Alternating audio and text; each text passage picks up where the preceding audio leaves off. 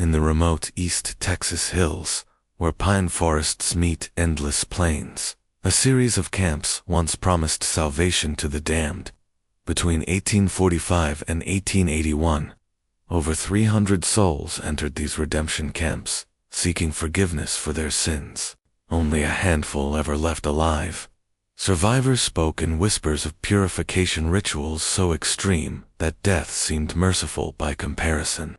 Federal investigators, finally breaching these camps in 1881, discovered something far more horrifying than mere religious fanaticism: a secret cemetery containing the remains of nearly 200 victims, each bearing signs of prolonged torture. Yet, what they found in the Damnation family's private ledgers would shake the very foundations of frontier justice and reveal a criminal enterprise so elaborate that it had operated undetected for over 3 decades. Tonight, we uncover the complete story of American frontier, history's most successful serial killers, and the twisted salvation they offered to the desperate and damned. Before we continue with the story of the Damnation family and their reign of terror disguised as salvation, let me ask you something. This channel isn't for everyone. It's only for those brave enough to face the darkest chapters of American history. If you're one of the few who can handle stories like this, hit that subscribe button and let me know in the comments what state you're listening from. The truth we're about to uncover will challenge everything you thought you knew about faith, justice, and the price of redemption on the American frontier.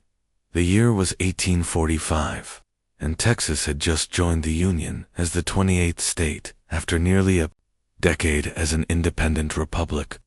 The frontier was a vast, lawless expanse where desperate men and women fled their pasts, seeking either redemption or ruin in equal measure. It was a land where a man's word was his bond, where justice often came at the end of a rope, and where religious fervor burned as hot as the summer sun. The Damnation brothers arrive along the dusty trails connecting sparse settlements scattered across hundreds of miles. Word began to spread of 3 brothers who offered something precious to the damned: immediate salvation through purification of the flesh. The Damnation family preacher Malachi, evangelist Cornelius, and prophet Yebediah arrived in Texas from Arkansas in early 1845, carrying letters of recommendation from various Baptist and Methodist congregations throughout the South. Preacher Malachi Damnation stood 6 feet tall, with penetrating gray eyes that seemed to look straight into a man's soul. His black hair was always perfectly groomed, and his voice possessed an otherworldly quality that could make hardened killers weep like children. At 35, he was the eldest and most charismatic of the 3 brothers, capable of delivering sermons that left audiences both terrified and exhilarated. Evangelist Cornelius, 2 years younger, possessed an uncanny ability to read the guilt written on a person's face. He could identify a man's specific sins with such accuracy that many believed he had supernatural powers. His thin frame and hollow cheeks gave him an ascetic appearance that reinforced his reputation for spiritual insight. Cornelius specialized in what the brothers called confession extraction, getting sinners to reveal their darkest secrets. The youngest brother, Prophet Yebediah, claimed to receive visions directly from the Almighty. At 28, he was built like a blacksmith, with massive hands that he claimed were blessed with healing powers. His role was to oversee the physical aspects of purification, ensuring that each penitent received exactly the level of suffering their sins demanded. The camps and their clientele together, they established a network of redemption camps along the most desolate stretches of East Texas, where the cypress swamps met the piney woods and civilization felt like a distant memory. The camps appeared modest from the outside, canvas tents arranged in perfect circles around rough wooden crosses, with a central fire pit where the brothers would preach to gatherings of desperate souls. The clientele was exactly what one would expect on the frontier: cowboys fleeing rustling charges, prostitutes seeking escape from brutal brothel owners, gamblers drowning in insurmountable debt, murderers running from vigilante justice, and deserters from both the Mexican War and various Indian conflicts. But the camps also attracted a surprising number of seemingly respectable citizens, merchants guilty of fraud, politicians fleeing corruption scandals, and even some legitimate seekers of spiritual guidance who had heard of the brothers' reputation for miraculous transformations. The Damnation brothers preached a harsh gospel of immediate purification that resonated with the violent, unforgiving nature of frontier life.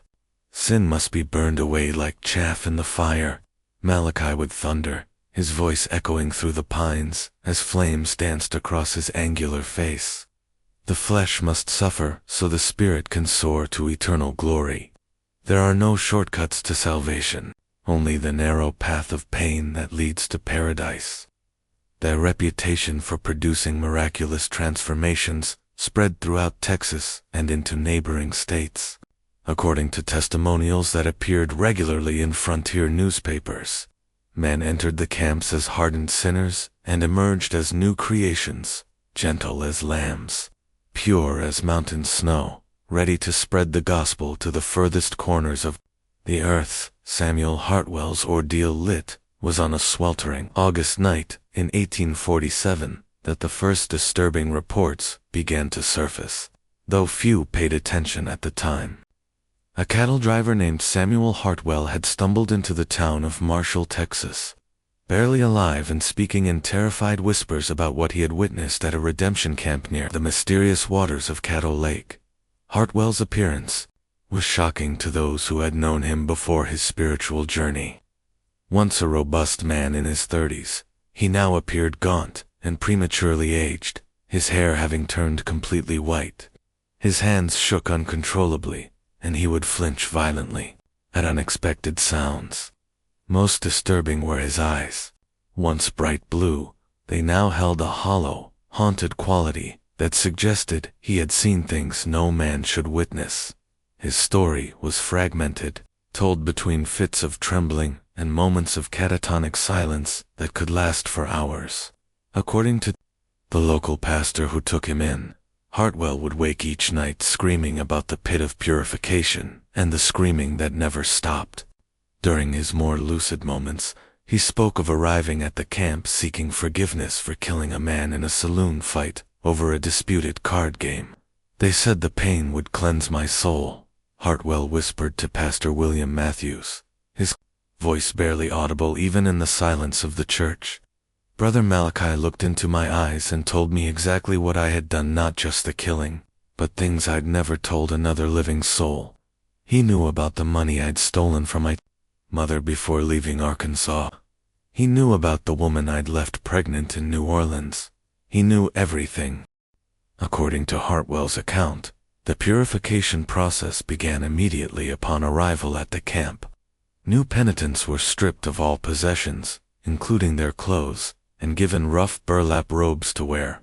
They were then required to confess not only the sin that had brought them to the camp, but every transgression they had ever committed, no matter how minor. Brother Cornelius would sit across from you with this ledger, Hartwell recalled, his voice taking on a monotone quality, as if reciting from memory. He'd write down everything you said, and if he suspected you were holding something back, Brother Yebediah would use his gifts to help you remember. Those hands of his, they could cause pain you couldn't imagine. The confession process could take days or even weeks, depending on the perceived honesty of the penitent. Only when the brothers were satisfied that every sin had been revealed would the physical purification begin. This started with a complete fast, 7 days with nothing but water, during which the penitent was forced to dig their own grave as a symbol of their spiritual death. The hunger was nothing compared to what came next, Hartwell continued, his entire body beginning to shake as he recalled the memories. They called it the trial of fire, beatings with leather whips that had metal fragments sewn into them. Each lash was supposed to represent a specific sin being scourged from your flesh. But it went on for hours, sometimes days. Horrifying rituals and deaths, but the physical torture was only the beginning. Hartwell described ritualistic burials, where penitents were placed in the graves they had dug and covered with dirt, leaving only their faces exposed. They would remain buried for varying lengths of times, sometimes minutes, sometimes hours, while the brothers prayed over them and declared their spiritual death complete. Some of them never came back up, Hartwell whispered, his eyes wide with remembered terror. Brother Malachi would stand over the graves and declare them perfectly purified, said they'd been called home to glory. But I saw their faces when they went under. There was no peace, only absolute terror. The most horrifying aspect of Hartwell's account was his description of those who didn't survive the purification process. According to him, the brothers maintained that death during purification was the ultimate blessing, proof that the individual had achieved such complete spiritual cleansing that God had called them directly to paradise. They had a special ceremony for the ones who died, Hartwell recalled. Brother Malachi would read from the Bible while Brother Yebediah covered the grave, and then they'd plant a wooden cross and add the person's name to what they called the roll of the redeemed. They said these souls were the lucky ones. They'd skipped purgatory entirely. Official dismissal and lingering doubts local authorities and Marshall initially dismissed. Hartwell's story as the ravings of a man broken by guilt and frontier madness. After all, no one had come forward to report missing persons, and the Damnation brothers had impeccable credentials. They carried letters of recommendation from churches throughout Arkansas, Louisiana, and Mississippi, along with testimonials from grateful families whose loved ones had been transformed by their ministry. Sheriff Tom Bradley, a practical man who had seen his share of frontier violence, was particularly skeptical. The frontier is full of men running from something, he told Pastor Matthews. Sounds to me like Hartwell got religion the hard way, and his mind snapped under the strain. These revival preachers can get pretty enthusiastic, but murder? That's a serious accusation to make without proof. The matter was quietly dropped, and within a month, Hartwell himself had disappeared. Some said he'd moved on to California. Others claimed he'd returned to Arkansas. Pastor Matthews suspected something more sinister, but without evidence, there was nothing he could do. The camps continued to operate without interference, their reputation for miraculous conversions growing with each passing season, but Hartwell's disappearance was just the beginning of a pattern that would emerge over the following decades, spreading legend and troubling patterns as the months turned to years. The legend of the Damnation family's miraculous conversions spread throughout the South and beyond. They claimed to have saved over 1,000 souls, transforming the most hardened criminals into model citizens, who went forth to spread the gospel in the most dangerous corners of the frontier. Testimonial letters arrived regularly at newspapers throughout Texas, Arkansas, and Louisiana, praising the brothers' work and describing profound spiritual transformations. The testimonials followed a remarkably consistent pattern. A desperate sinner would arrive at a redemption camp, undergo the purification process, and emerge as a completely new person. Within weeks of their transformation, they would feel called to missionary work in remote territories, California, Oregon, the Rocky Mountains, or deep into Indian territory. Their final letters to family members spoke of their overwhelming desire to bring salvation to the unreached, often requesting financial support for their evangelical missions. Yet, for those who looked closely, there were troubling patterns that suggested all was not as it seemed. The redemption camps moved frequently, never staying in one location for more than 6 months.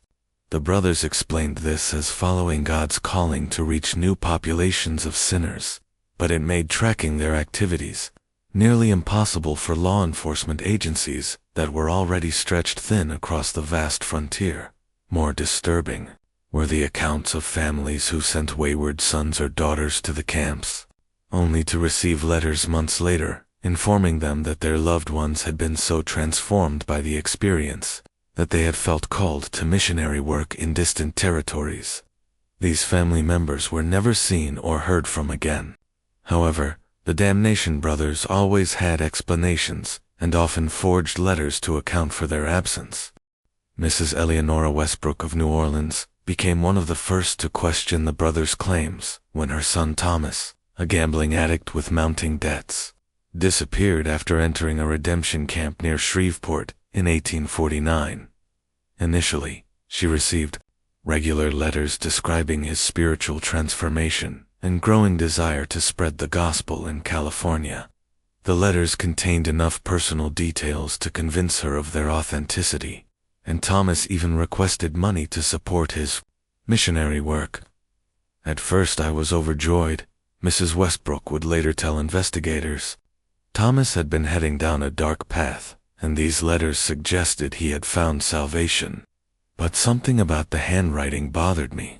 It looked like Thomas's writing, but there were subtle differences, the way he formed certain letters, the phrases he used. I began to suspect someone was copying his style. When Mrs. Westbrook hired a private investigator to locate her son in California, the results were deeply troubling. None of the churches or missions in the areas Thomas claimed to be working had any record of him. The addresses he provided in his letters were either non-existent or occupied by people who had never heard of Thomas Westbrook or his missionary work. Similar stories began to emerge from across the region. Dr. Elizabeth Thornton, a traveling physician who had treated several survivors of the camps, began to notice a disturbing pattern in their symptoms. They exhibited signs of severe trauma. She would later testify before a federal tribunal. Not the peaceful countenance of the spiritually redeemed, but the hollow stare of those who had witnessed unspeakable horrors. Traumatized survivors. The few survivors who did return to civilization were indeed changed men and women, but not in the way the brothers claimed. They spoke little, started at sudden noises, and seemed to carry a burden of knowledge too terrible to share. Most disturbing was their universal reluctance to discuss their time at the camps, as if bound by some unholy oath of silence. Dr. Thornton documented several cases that particularly troubled her. Jacob Miller, a former outlaw who had survived the purification process, displayed symptoms she had only seen in soldiers who had witnessed the worst atrocities of war. He would wake screaming about the pit and the ceremony of ascension, she noted in her journal. When pressed for details, he would only say that some forms of salvation came at too high a price. Another survivor, a woman named Sarah Colby, who had sought redemption after abandoning her children to pursue a life of prostitution, returned to her family a broken shell of her former self. She would spend hours staring at nothing, her sister Mary reported. Sometimes she would whisper prayers, but they weren't normal prayers. She would ask God to forgive her for the things she had seen, not the things she had done. Perhaps most telling was the case of Reverend Peter Hawkins, a Methodist minister who had volunteered to observe the Damnation brothers. Methods with an eye toward incorporating their techniques into his own ministry. Hawkins had entered the camp as a spiritual mentor and observer, not as a penitent. Yet he emerged just as traumatized as any other survivor. There are forms of evil that masquerade as righteousness, Hawkins told Dr. Thornton during one of their sessions. I went seeking inspiration for my ministry and found something that shook my faith to its core. The brothers are not servants of God. They are something else entirely, something that uses our deepest spiritual needs as weapons against us. When pressed for specifics, Hawkins would only say that the true purpose of the camps had nothing to do with salvation and everything to do with the exploitation of the most vulnerable members of society.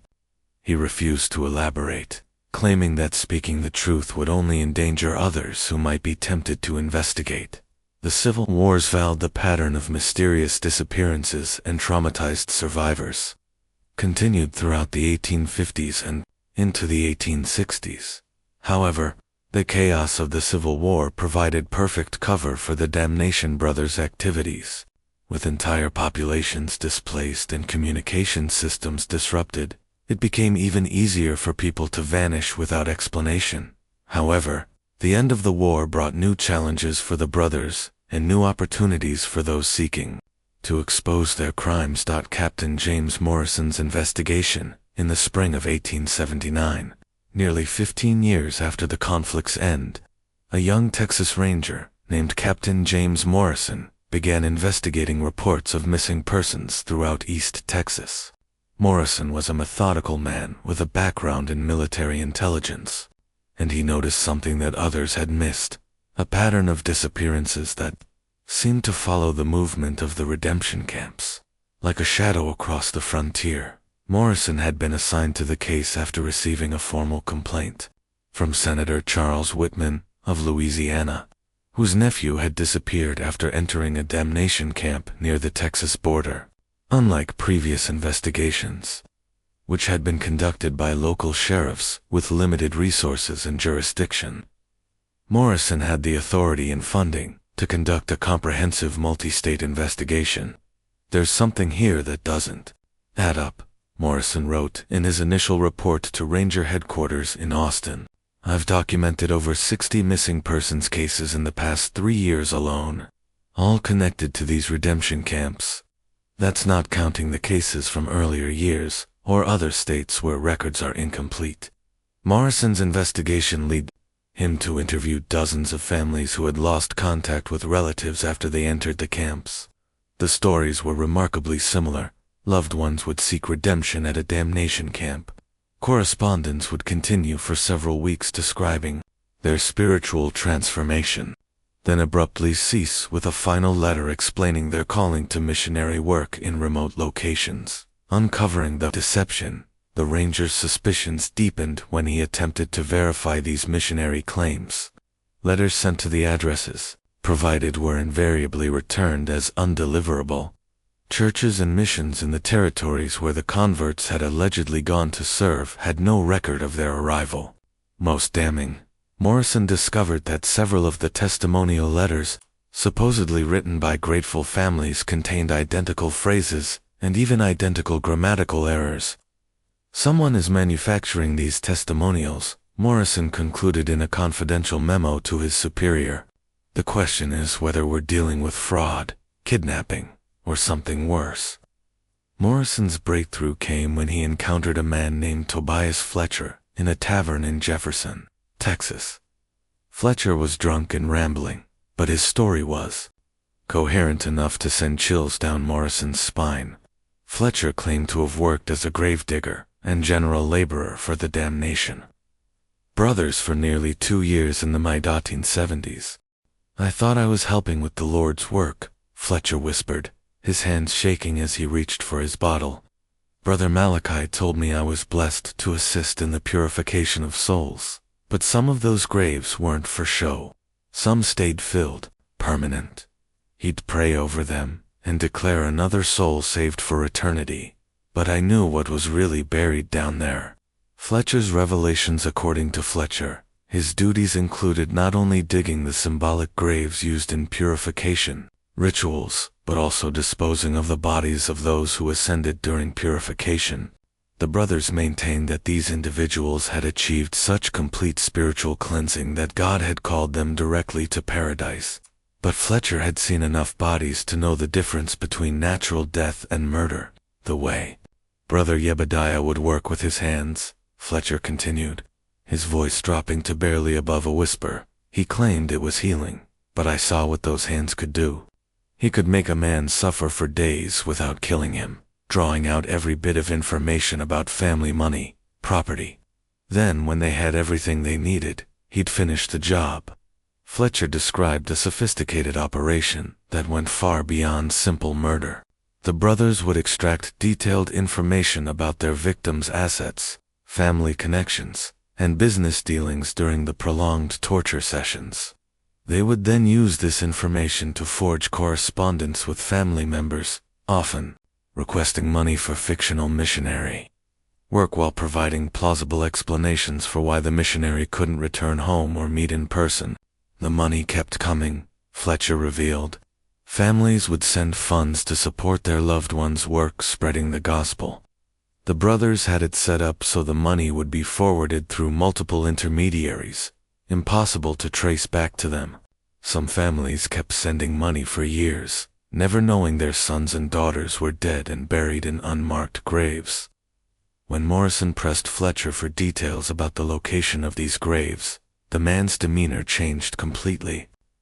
Terror replaced drunken bravado, and he began looking around the tavern, as if expecting the Damnation brothers to materialize from the shadows.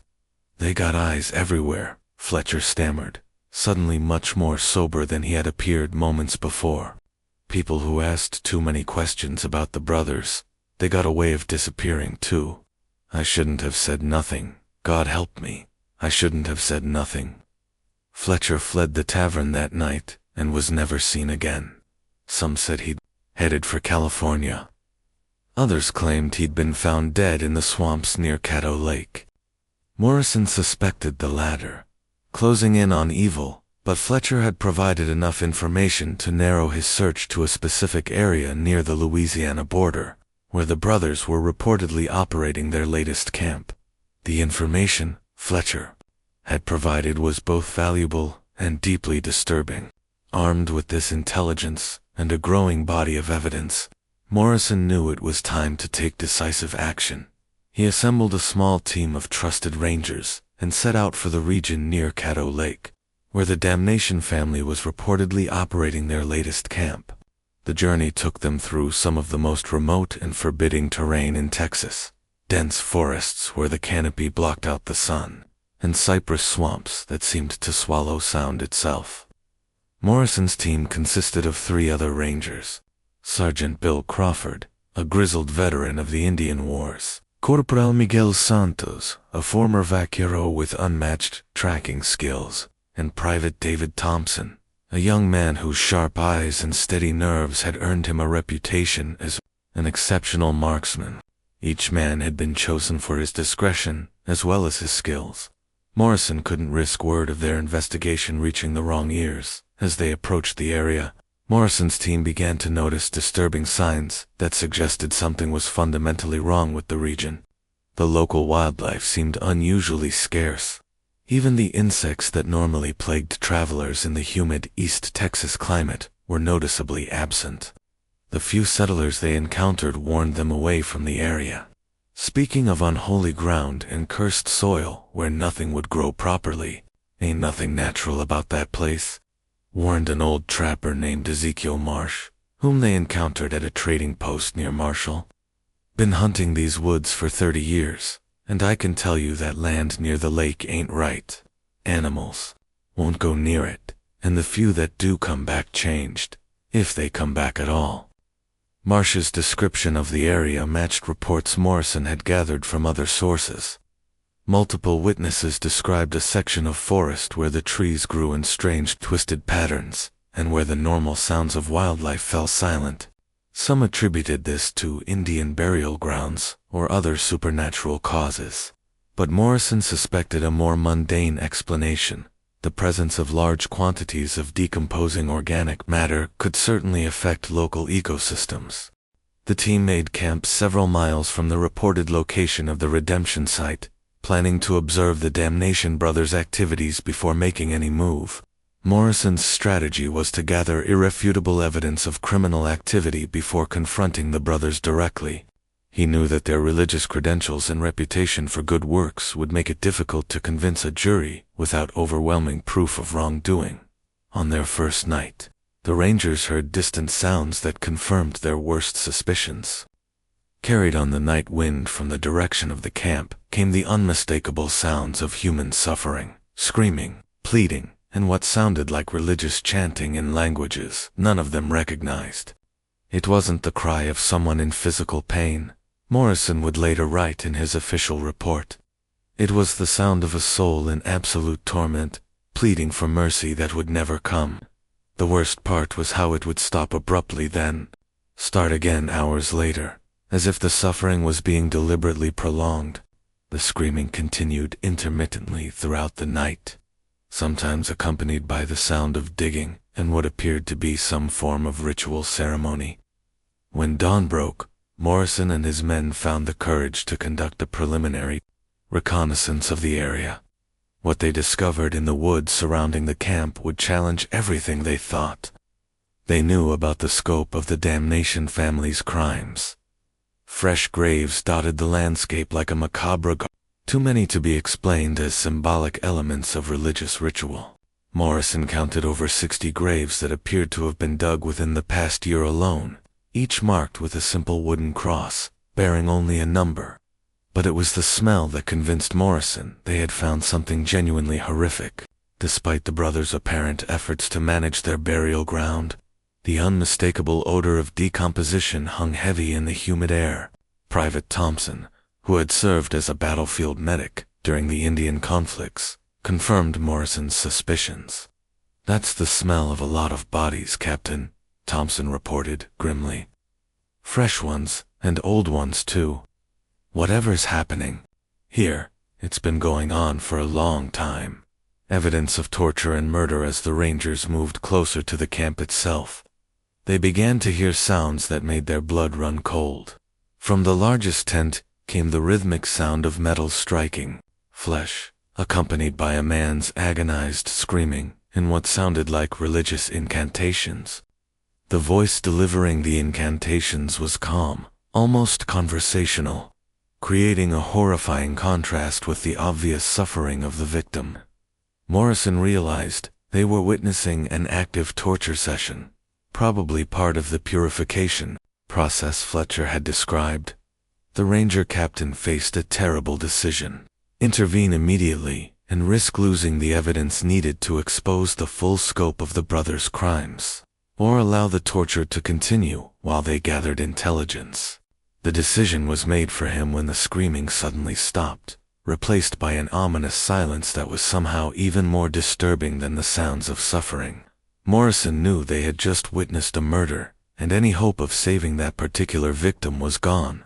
Now, their priority had to be gathering evidence and preventing future atrocities, using hand signals. Morrison deployed his men around the perimeter of the camp. What they observed over the next several hours would provide the foundation for one of the most significant criminal prosecutions in frontier history. The brothers operated with the efficiency of a well-established business, their activities following a precise schedule that suggested years of experience and refinement. What Morrison and his team witnessed during their surveillance would soon lead them deeper into the investigation, revealing layer after layer of criminal sophistication that defied everything they thought they knew about frontier crime, a business of death. Morrison documented a horrific routine that revealed the true nature of the Damnation brothers' operation. Each morning began with what appeared to be a legitimate religious service, complete with hymn singing and Bible readings. New arrivals would participate in these services, probably believing they had found genuine spiritual guidance. But as the day progressed, the facade of religious devotion would gradually give way to something far more sinister. Individual counseling sessions would begin, during which Brother Cornelius would extract detailed confessions from the penitent. These sessions often lasted for hours, and the Rangers could hear increasingly desperate pleading from inside the confession tent. "Brother Cornelius has a gift for knowing exactly what people are hiding," Morrison noted in his surveillance log, "but I'm beginning to suspect this divine insight comes from more earthly sources." Prolonged interrogation combined with psychological manipulation and probably torture. The brothers had perfected a system for extracting not only confessions, but detailed information about their victims' financial assets, family connections, and anything else that might prove profitable.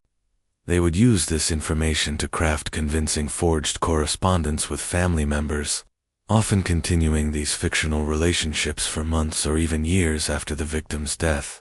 Private Thompson, who had positioned himself closest to the camp, reported observing Brother Yebediah's healing sessions, which were actually torture sessions designed to break down the victim's resistance.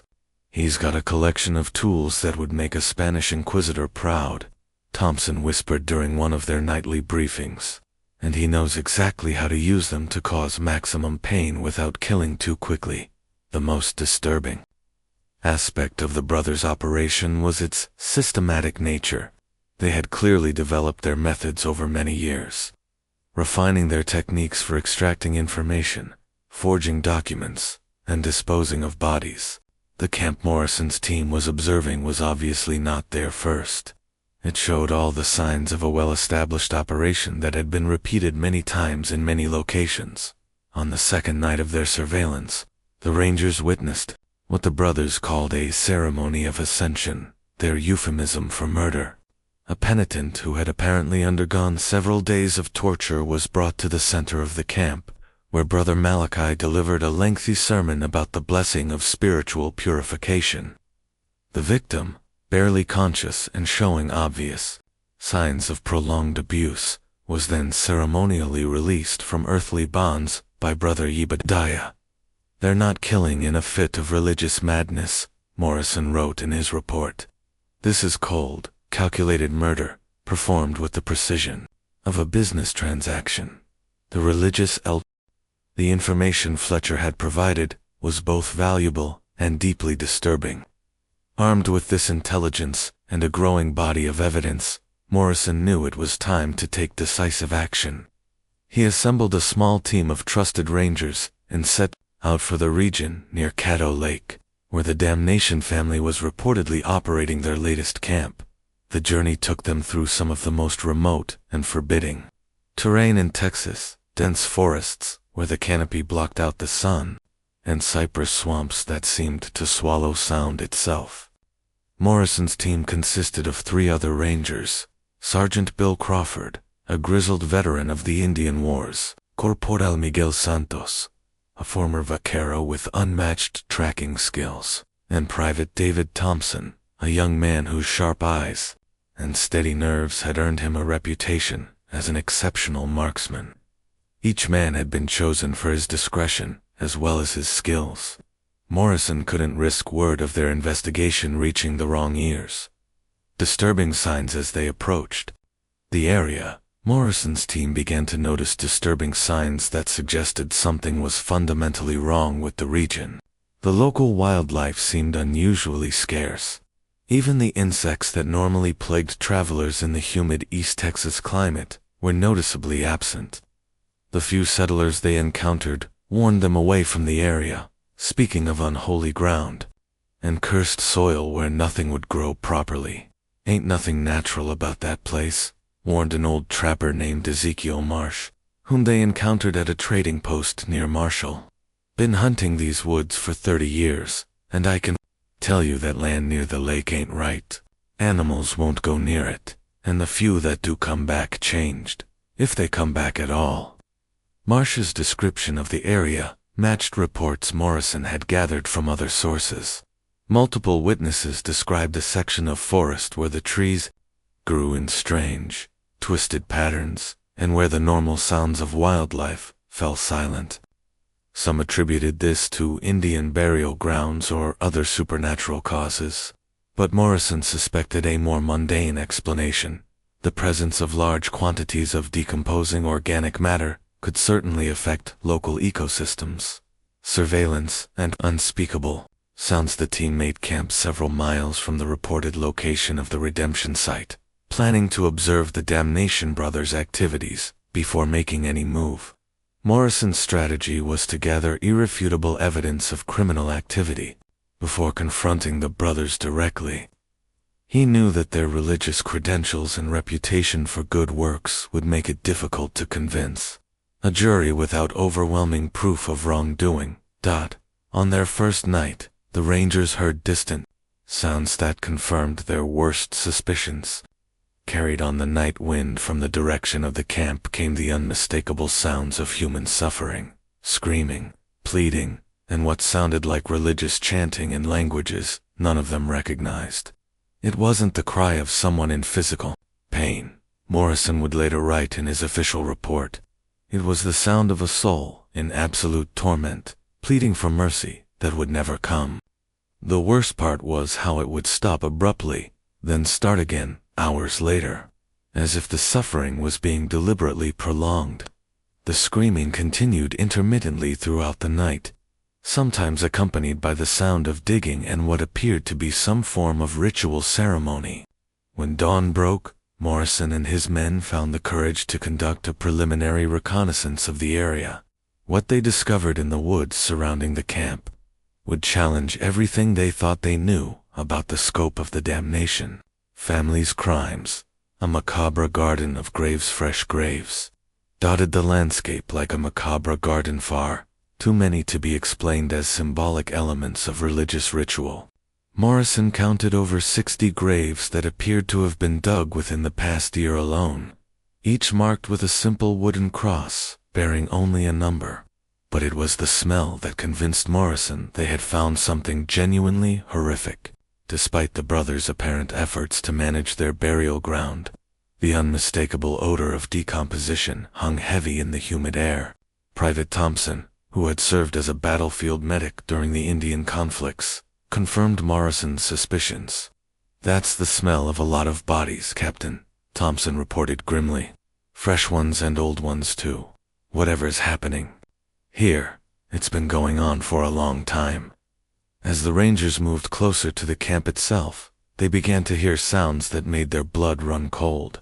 From the largest tent came the rhythmic sound of metal striking flesh, accompanied by a man's agonized screaming and what sounded like religious incantations. The voice delivering the incantations was calm, almost conversational, creating a horrifying contrast with the obvious suffering of the victim.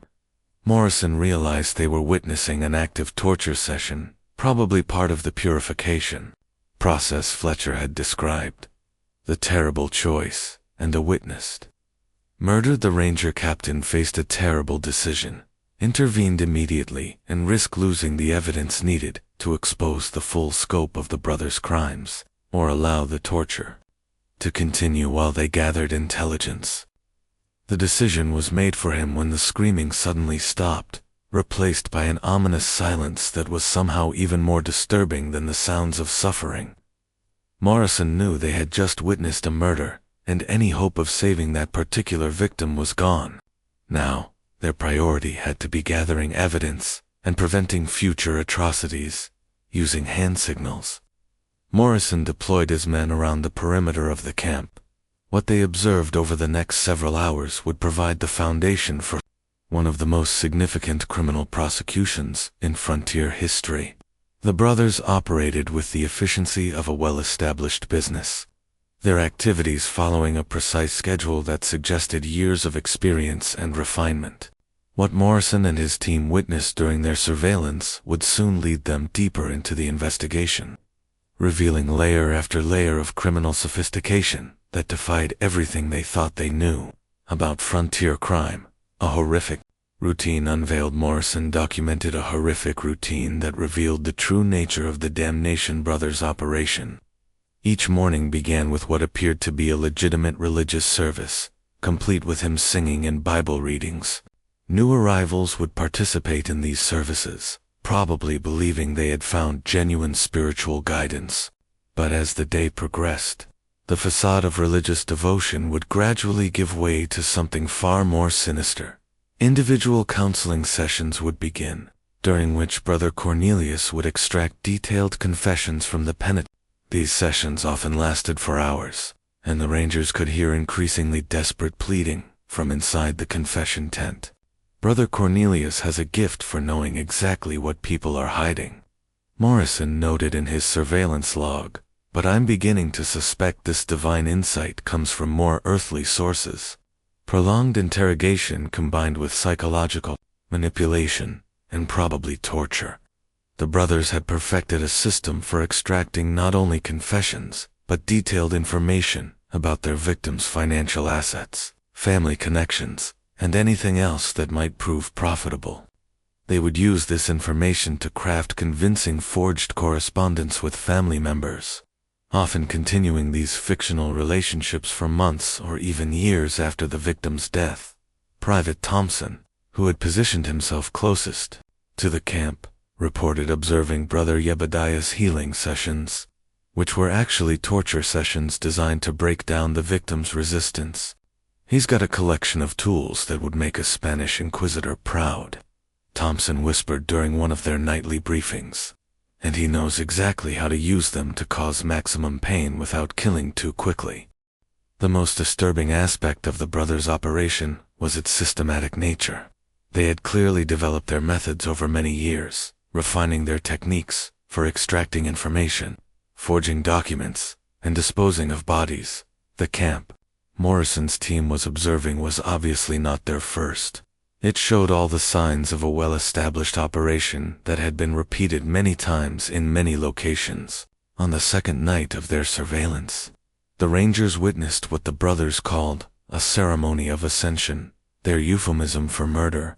A penitent, who had apparently undergone several days of torture, was brought to the center of the camp, where Brother Malachi delivered a lengthy sermon about the blessing of spiritual purification. The victim, barely conscious and showing obvious signs of prolonged abuse, was then ceremonially released from earthly bonds by Brother Yebudaya. "They're not killing in a fit of religious madness," Morrison wrote in his report. "This is cold, calculated murder, performed with the precision of a business transaction. The religious elements are just window dressing designed to provide psychological cover for the perpetrators and explain away the victim's disappearance." The ceremony concluded with the victim being buried in one of the numbered graves, while Brother Malachi recorded the ascension in a leather-bound ledger. The Rangers realized they were witnessing the final step in a process that had probably been repeated hundreds of times over the past 3 decades. Beyond murder, a vast criminal enterprise, but Morrison's team also discovered evidence that the brothers' crimes extended far beyond simple murder for profit. Hidden in the woods surrounding the camp, they found what appeared to be a workshop where documents were forged and other criminal activities planned. The brothers had clearly been involved in everything from counterfeiting currency to fraud schemes that spanned multiple states. "We're not just dealing with serial killers," Morrison concluded, after reviewing the evidence. "We're looking at one of the most sophisticated criminal enterprises in American history. These men have been using religion as a cover for every type of crime imaginable, and they've been doing it for decades." On their third day of surveillance, Morrison's team witnessed something that forced them to abandon their observation post and take immediate action. A family of 4 parents and 2 young children arrived at the camp, seeking family purification for what appeared to be relatively minor moral infractions. The sight of children being led into the camp made it impossible for Morrison to wait any longer for backup or additional evidence. "I couldn't stand by and watch children become victims of these monsters," Morrison later explained to his superiors. "We had enough evidence to prove their guilt, and we had a duty to protect innocent life." The raid and confrontation Morrison's plan was to arrest the brothers during their evening service, when all 3 would be together and relatively exposed. However, the Rangers quickly discovered that the Damnation family was far more dangerous than they had anticipated. The brothers had obviously planned for the possibility of law enforcement intervention and had prepared accordingly. When Morrison's team moved in to make the arrests, they found themselves facing not only the 3 brothers but also several heavily armed accomplices who had been posing as camp workers. What followed was a gunfight that lasted nearly an hour and left 2 of the accomplices dead and Sergeant Crawford wounded. During the battle, the Rangers were horrified to discover that some of the camp's penitents had been so thoroughly broken by their torture that they actually tried to defend their tormentors. These victims, apparently suffering from what would later be recognized as a form of psychological conditioning, believed that attacking the brothers would result in their own damnation. "They begged us not to hurt their saviors," Private Thompson reported. "Some of them actually threw themselves between us and the brothers, convinced that we were agents of Satan, trying to prevent their purification. It was the most disturbing thing I've ever witnessed." The brothers themselves proved to be formidable opponents. Brother Malachi was an excellent marksman who had obviously seen combat before, while Brother Yebediah's massive size and strength made him dangerous even without weapons. Brother Cornelius, though physically less imposing, demonstrated an uncanny ability to manipulate people even in the midst of combat, using psychological tactics to confuse and demoralize the Rangers. The truth revealed in the standoff. The turning point came when Morrison managed to reach the tent where the brothers kept their records. Inside, he found not only detailed accounts of their crimes, but also evidence of their true identities. The Damnation name was an alias. The brothers were actually the Blackwood family, wanted for murder and fraud in Arkansas, Louisiana, and Mississippi. Everything about them was a lie, Morrison discovered.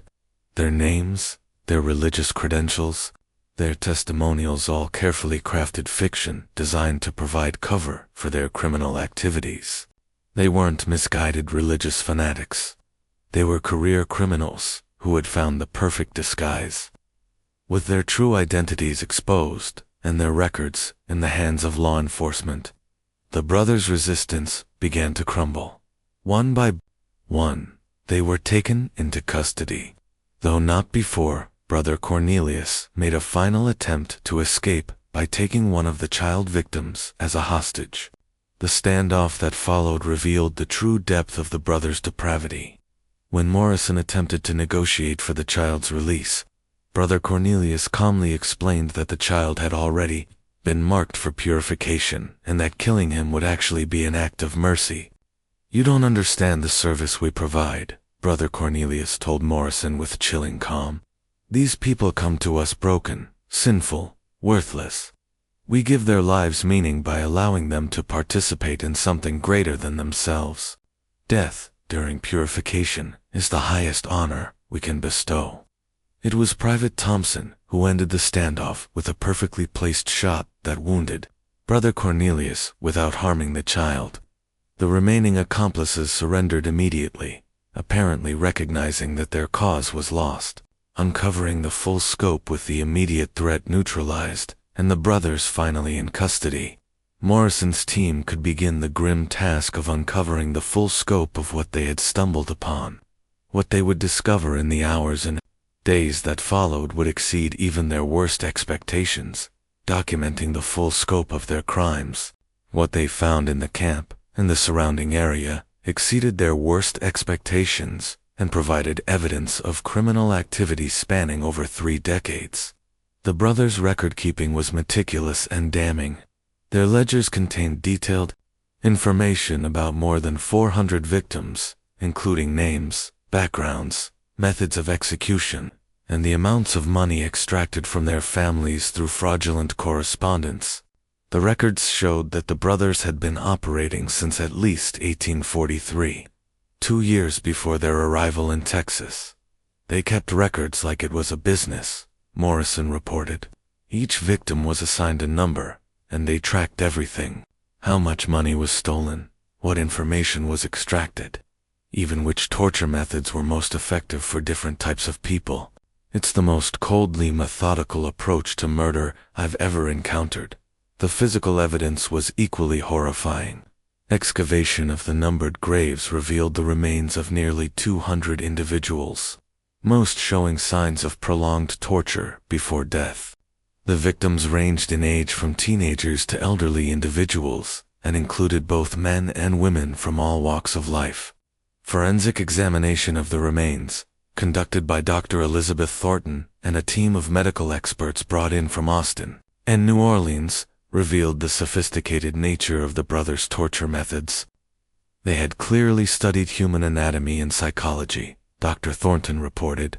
Their techniques were designed to maximize suffering while keeping victims alive as long as possible. The discovery that shocked investigators most was evidence that the brothers had been experimenting with different methods of prolonged torture, apparently seeking to develop more effective interrogation techniques. Some victims showed signs of having been subjected to multiple different torture methods over extended periods, suggesting that their suffering had been used as a form of research. This wasn't just about extracting money or information, Morrison concluded. I believe these men derived genuine pleasure from causing suffering. The religious framework provided justification for their sadistic impulses, while also attracting a steady supply of vulnerable victims. The workshop Morrison's team had discovered yielded additional evidence of the brothers' criminal versatility. In addition to document forgery equipment, they found printing plates for counterfeit currency, stolen religious artifacts that had been modified for torture purposes, and detailed maps showing the locations of other camps the brothers had operated throughout the South. Perhaps most disturbing was the discovery of what appeared to be a training manual written by Brother Malachi, detailing methods for identifying and exploiting vulnerable individuals. The manual included psychological profiles of different types of victims, techniques for gaining their trust, and step-by-step instructions for extracting maximum value from each person before their death. They had turned human exploitation into a science, Dr. Thornton observed after reviewing the manual. Every aspect of their operation was calculated to maximize profit while minimizing risk of detection. It's a level of systematic evil that defies comprehension. A network of corruption. The scope of the brothers' network became clear when investigators examined their correspondence with accomplices in other states. The Damnation family had not been operating alone. They were part of a larger criminal organization that included forgers, con artists, and even some corrupt law enforcement officials who had been paid to look the other way. But the brothers' crimes extended far beyond what had been discovered at this single camp. As word of their arrest spread throughout the region, a flood of new information began pouring in from across the South. The true extent of the deception, with information that revealed the true scope of the brothers' criminal enterprise. Letters arrived from across the South, describing similar camps and suspicious disappearances. Dating back to the early 1840s, Mrs. Catherine Phillips of Mobile, Alabama, wrote to authorities describing the disappearance of her husband in 1852 after he had attended a purification camp operated by 3 brothers who matched the description of the Damnation. Samuel received letters from our son for nearly 2 years after he left for the camp, she explained. The letters described his missionary work in California and requested money for his evangelical efforts. We sent over $800 before the letters stopped coming. Similar stories emerged from Louisiana, Arkansas, Mississippi, and even Indian Territory. A pattern emerged of camps that would operate for 6 to 12 months in remote locations before moving on, leaving behind only vague stories of successful conversions and departed missionaries.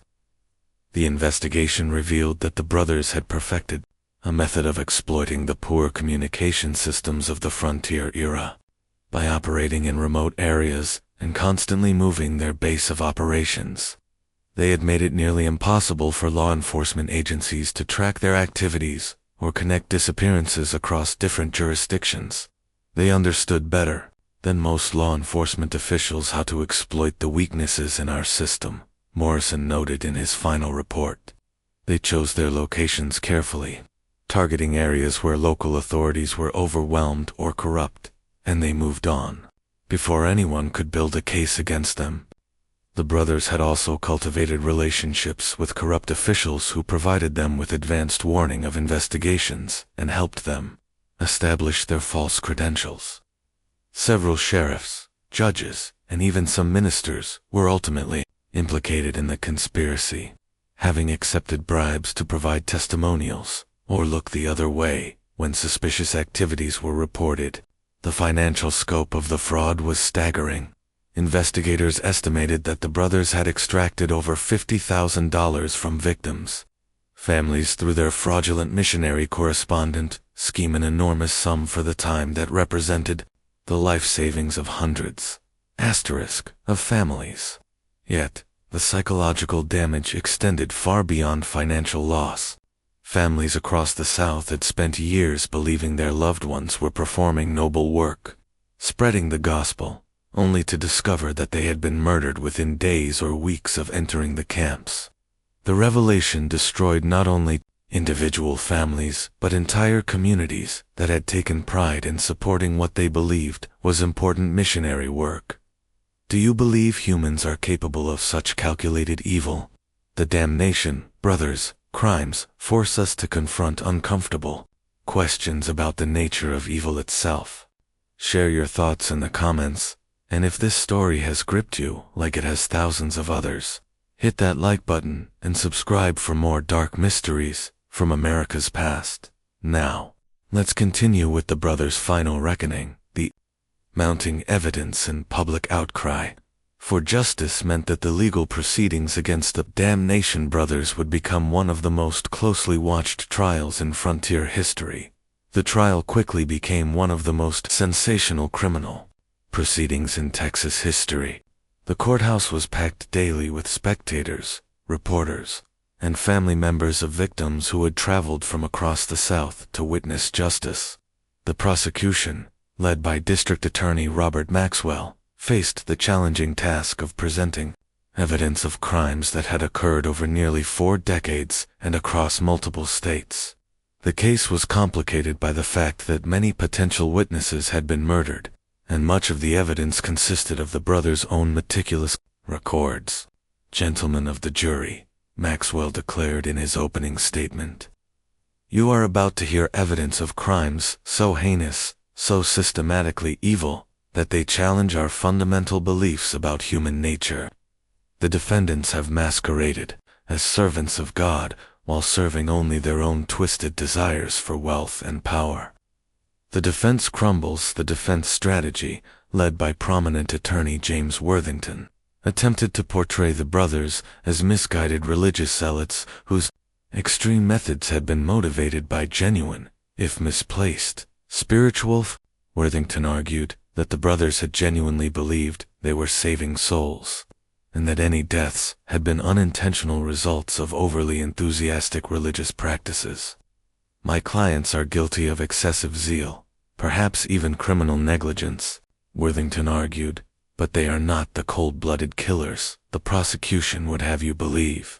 They are men who became so consumed with their mission to save souls that they lost sight of the limits of earthly authority." This defense strategy quickly crumbled when the prosecution began presenting testimony from survivors and reading excerpts from the brothers' own records.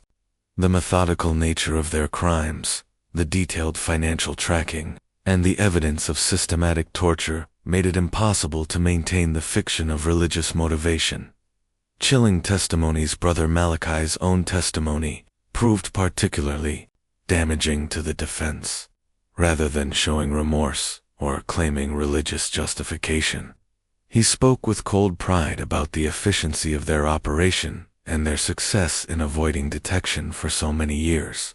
"We provided a service that society needed but was unwilling to acknowledge," Malachi testified with chilling calm.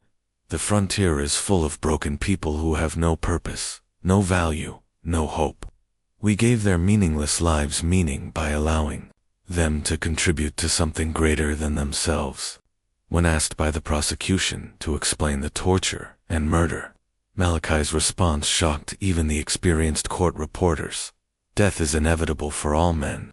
We simply made sure that these particular deaths served a useful purpose.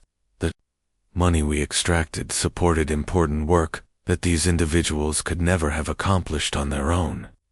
Brother Cornelius proved equally unrepentant during his testimony. He described in detail his methods for extracting confessions and financial information, speaking as if he were explaining a successful business model rather than confessing to torture and murder. "People want to confess," he explained matter-of-factly. "They carry guilt that poisons their souls, and they're grateful for the opportunity to unburden themselves.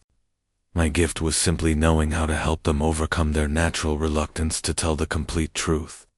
Brother Yebediah's testimony was perhaps the most disturbing, as he described his torture methods with the enthusiasm of a craftsman discussing his trade. "Pain is a teacher," he explained. "It strips away pretense and reveals truth. My hands were blessed with the ability to apply exactly the right amount of pressure to achieve the desired result."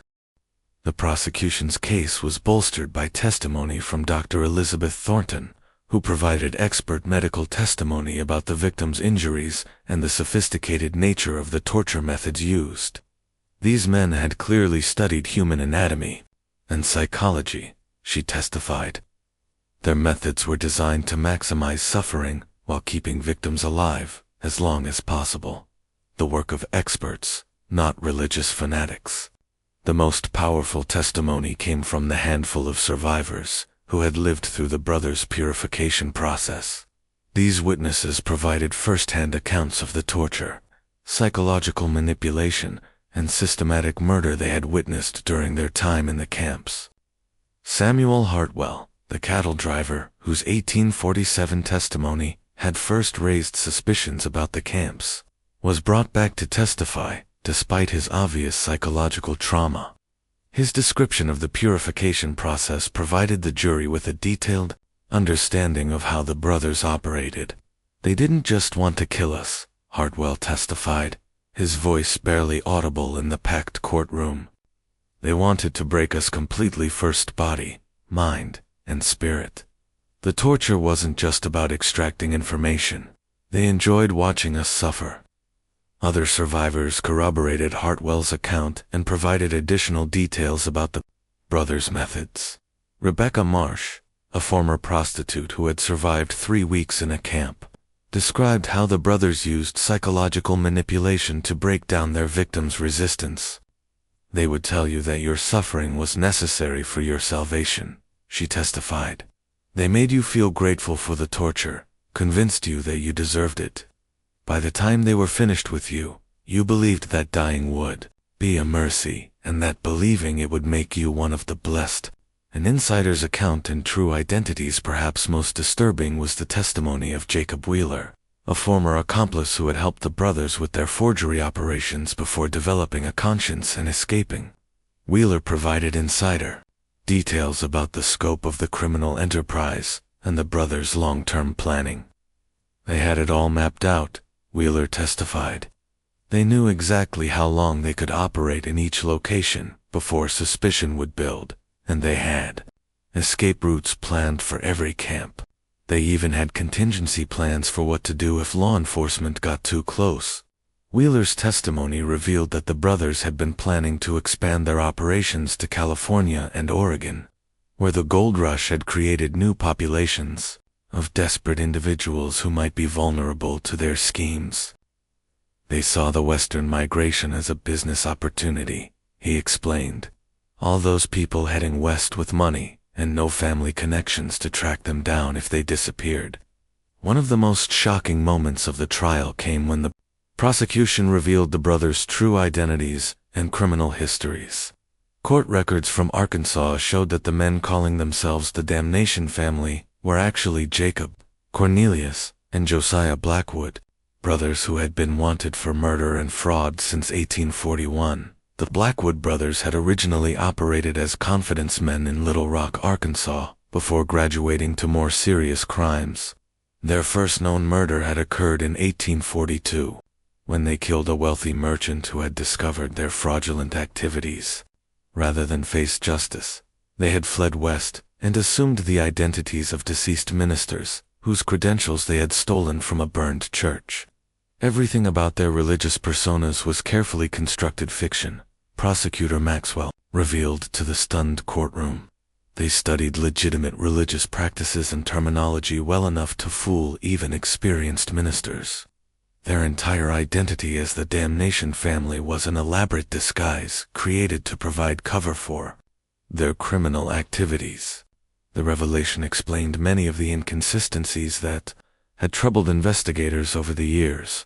The brothers' unusual interpretations of Christian doctrine, their reluctance to associate with other ministers, and their constant movement between locations all made sense when viewed as the behavior of criminals, maintaining false identities. DNA evidence also revealed that one of the men calling himself Yebediah, Damnation, was not actually related to the other two brothers. Court records showed that Yebediah was actually Walter Grimm, a former soldier who had been discharged from the army for brutality toward prisoners during the Mexican War. Grimm had joined the Blackwood brothers sometime in the late 1840s and had proven so valuable to their operations that they had included him in their assumed family identity. The verdict and sentences. After deliberating for less than 3 hours, the jury returned guilty verdicts on all counts for all 3 defendants. The evidence had been so overwhelming and the crime so heinous that there was no realistic possibility of an acquittal. Judge Harrison Caldwell, a stern man who had presided over many frontier justice cases, delivered sentences that reflected the unprecedented nature of the crimes. "In my 30 years on the bench," he declared. "I have never encountered evil of such systematic, calculated nature. Your crimes represent not only murder and fraud, but an assault on the very foundations of civilized society." Jacob Blackwood, brother Malachi, was sentenced to death by hanging for 17 counts of first-degree murder. Cornelius Blackwood, brother Cornelius, received the same sentence for 12 counts of murder and numerous counts of fraud and torture. Walter Grimm, brother Yebediah, was sentenced to death for 23 counts of murder, making him responsible for more confirmed deaths than either of his partners. The sentences were carried out on November 15, 1882, before a crowd of over 2,000 spectators who had traveled from across Texas and the surrounding states to witness the executions. Even on the gallows, the three men showed no remorse for their crimes. Jacob Blackwood's final words were characteristic of the arrogance he had displayed throughout the trial. "We gave meaning to meaningless lives and purpose to purposeless deaths," Malachi stated. "History will vindicate our methods, even if contemporary society lacks the vision to understand them." Walter Grimm spoke last, and his final statement sent chills through the assembled crowd. "There are others like us out there. We were not unique. We were simply more successful than most. The frontier breeds predators, and there will always be those who know how to exploit the desperate and the damned." The Damnation case became a turning point in frontier law enforcement, leading to new requirements for religious organizations operating in remote areas and increased cooperation between law enforcement agencies across state lines. The case also highlighted the vulnerability of isolated populations and the need for better communication systems to track criminal activity across jurisdictions. Dr. Elizabeth Thornton used her experience with the case to write one of the first comprehensive studies of criminal psychology, focusing on the methods used by systematic killers to identify and exploit vulnerable victims. Her work became a foundation for modern criminal profiling and victim advocacy programs. The financial impact of the brothers' crimes extended far beyond their immediate victims. Families across the South, who had been sending money to support fictional missionary work, found themselves financially ruined. Several communities that had taken pride in supporting what they believed was important evangelical work were left devastated by the revelation that their contributions had been funding murder and torture. Captain James Morrison was promoted to Major and placed in charge of a new multi-state task force designed to investigate criminal organizations operating across state lines. His methodical approach to the Damnation investigation became a model for complex criminal investigations throughout the American West. The sites of the brothers' camps remained largely abandoned, avoided by locals who believed the ground itself had been cursed by the atrocities committed there. Even today, more than a century later, some of the remote areas of East Texas where the Damnation family operated are said to be haunted by the spirits of those who sought salvation and found only horror. The story of the Damnation family forces us to confront uncomfortable truths about human nature and the potential for evil that exists within seemingly civilized society. Their crimes were made possible not only by their own depravity, but by a social system that failed to protect its most vulnerable members. The brothers succeeded for so long because they understood how to exploit the gaps in frontier society, the poor communication between jurisdictions, the reluctance to investigate the disappearance of social outcasts, and the general assumption that religious activities were inherently benevolent. They turned society's best impulses, faith, hope, and the desire for redemption, into weapons against the very people who most needed protection. Perhaps most disturbing is the realization that the Damnation brothers were not aberrations or anomalies, but products of a system that created ideal conditions for their type of predatory behavior.